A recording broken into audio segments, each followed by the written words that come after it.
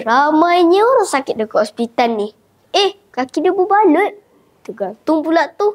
Kesian pula pakcik ni. Baring je tak dapat gerak. Lumpuh agaknya. Macam mana dia orang solat, kawan-kawan tahu tak? Assalamualaikum warahmatullahi wabarakatuh. Alhamdulillahirrabbilalamin. Wassalatu wassalamu ala rasulil amin. Wa ala alihi wa sahbihi ajma'in. Sahabat yang di hujung sana, rakan-rakan yang di hadapan, berkerut je muka. Fikir cara macam mana nak solat ketika sakit ke? Alhamdulillah, semua mengutamakan solat. Tapi, jangan risau. Islam itu syumul, dah ada kelonggarannya. Ruksah solat satu penyelesaiannya. Sekejap, bercakap tentang ruksah solat ketika sakit, apa maksudnya?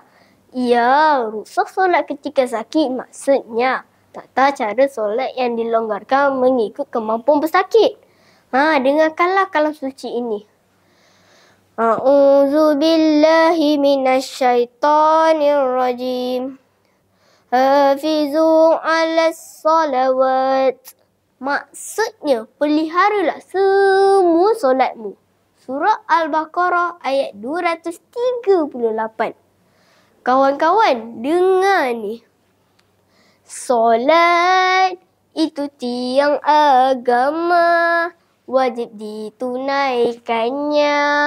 Walau kita di mana jua, sakit atau tiada daya, ruksah solat itulah satu penyelesaiannya.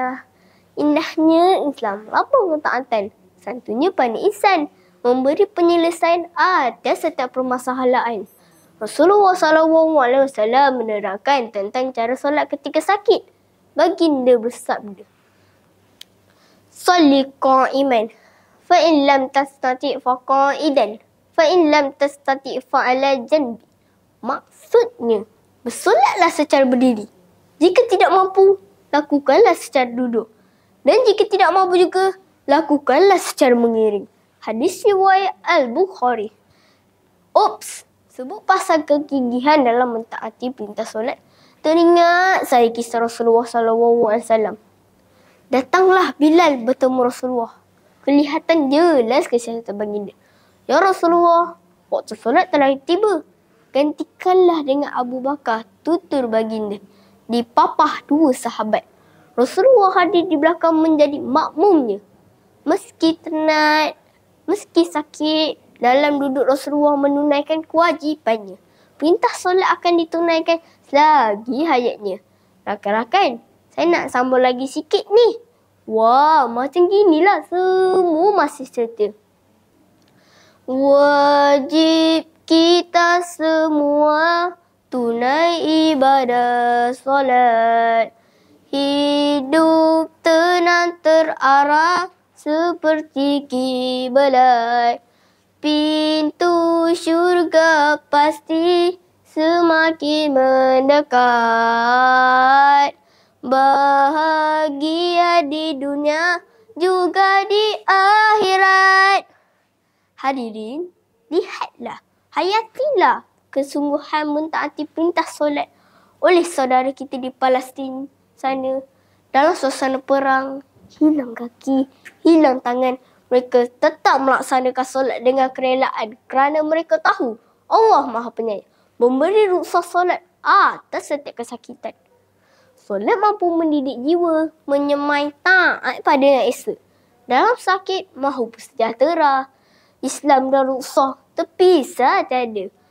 Oleh itu, hadirin sekalian, berusahalah kita menjadi hamba yang taat pada yang esa. Untuk dicintainya, dirikanlah solat. Sakit atau penat, suka melaksanakan solat secara sempurna. Ruksah solat ketika sakit penyelesaiannya. Kelonggaran bukti kasih sayang.